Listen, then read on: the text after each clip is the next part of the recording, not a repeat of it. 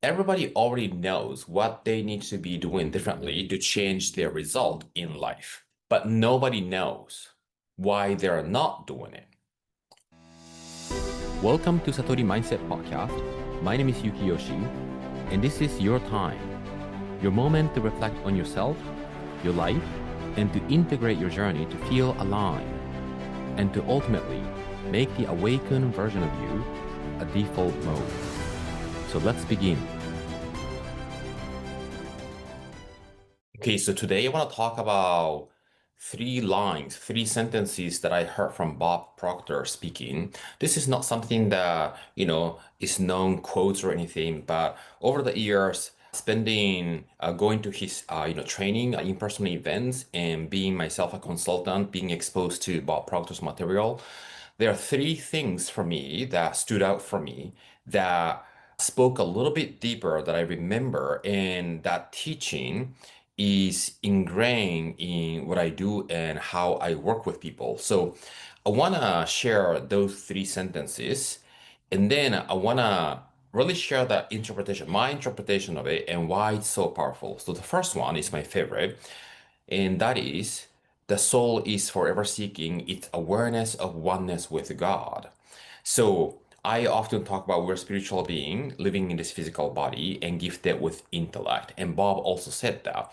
And having this sort of internal conviction from an early stage in my life, I started my spiritual path when I was 17 and reading books after books to sort of explore the invisible world because I knew, not believing this, but knew that this was the foundation. Somewhere inside of me that already knew that this is what I need to tap into to really unpack the mystery of life because I saw people living on a rather surface base and the meaningfulness and why things are happening, those questions intrigue me very much.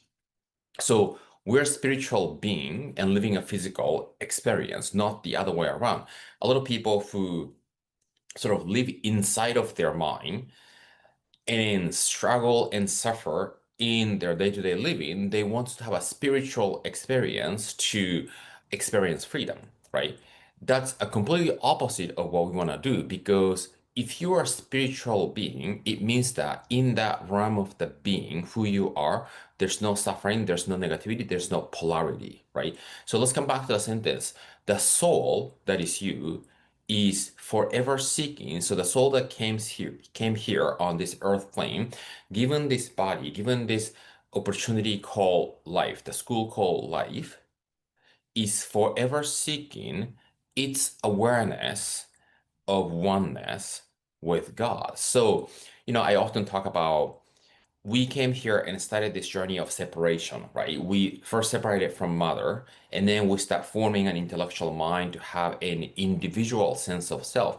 All those process is a path in the journey of separation.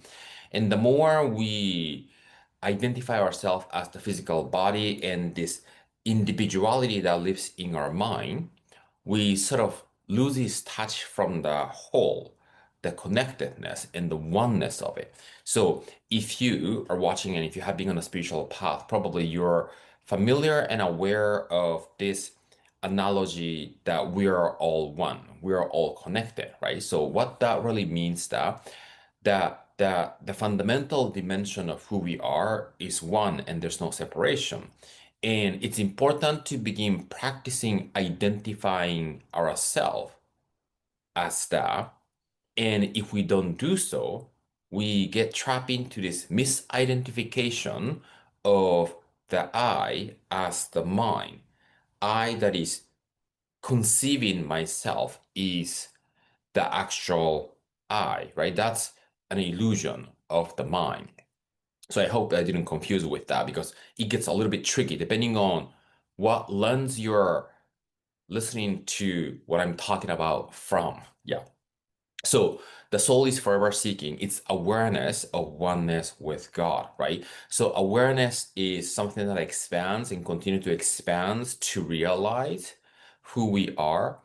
And the soul that came here is seeking and constantly wanting to return back home, which is the sense of connectedness, the state of being that feels the oneness. And we are constantly looking for ways to become more aware of that because here's the truth.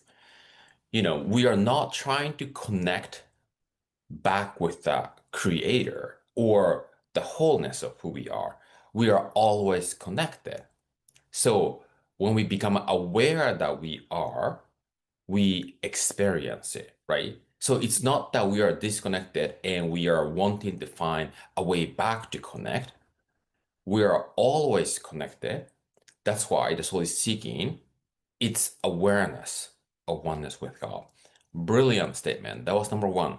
Number two is interesting because this is something that he kind of mentioned in the event from the stage. Everybody already knows what they need to be doing differently to change their result in life, but nobody knows why they're not doing it. Let me say this again. Everybody already knows what they need to be doing differently to change their result in life, right?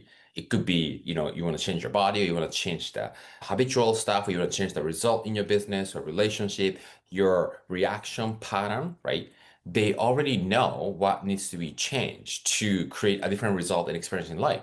But nobody knows why they're not actually consistently engaging in that and forgetting it. Nobody knows why they're not doing it. And one of the things that the main piece of his teaching was to teach paradigm, what paradigm is. Paradigm is a multitude of habit that's embedded in the subconscious level. And we have this thing called programming, subconscious programming that we inherited from our parents. We receive and absorb from our surrounding from the age of 0 to 7, even when we were in mother's womb. So even before we came out into this earth plane, in this land place, because when we are in the womb, we are inside of water, we are receiving all those informations, and that becomes fixated as a subconscious programming. And that becomes a way of thinking, behavior, the way we show up. So at the conscious level, we sort of become aware that, oh, I want to get this result, I want to create this kind of lifestyle.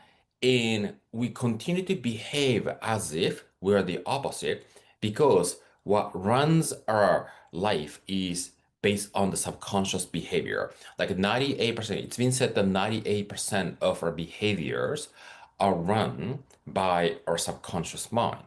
So when we have those programmings or when we have those stories, that feeling of the sense of self, who we feel we are, that becomes the cause of doing things in a way that we have always been doing because that feels familiar. So everybody already knows what they need to be doing differently to change their result, but nobody knows why they're not doing it because it runs by subconscious, right? It's beneath of the conscious level. That's number two. So number three is if you do not consciously and deliberately form a good habit, you subconsciously start forming a bad one. Yeah, let me say that again. If you do not consciously and deliberately form a good habit, you start subconsciously forming a bad one.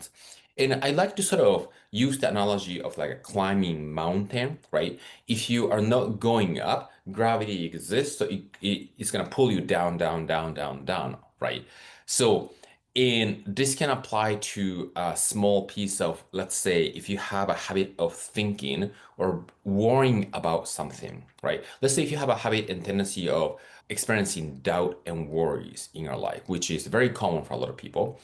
Now, you cannot change that by focusing on not wanting to feel worried about because your subconscious mind cannot hear the term not. So then, if you're not wanting to feel worry, you're focusing on the worry, you're giving energy to it, right?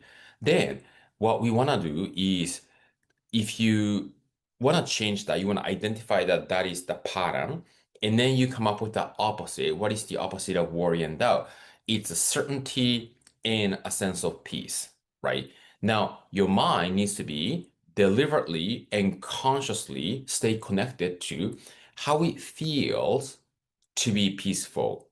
What would you be thinking when you're certain about stuff, right? All those positive and empowering, expansive stuff, you want to deliberately and consciously stay in that expansive side of your thoughts and feeling.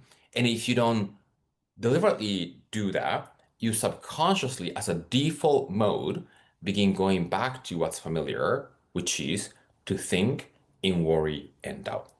So, those are the three sentences that really spoke to me that I have been actually practicing on a weekly, if not daily basis. And I infuse in my teaching everywhere I go. Thank you for listening to the podcast. A message I want you to take with you is this: you have a power to choose how you see yourself and the world at any given moment. So stay connected to that wisdom.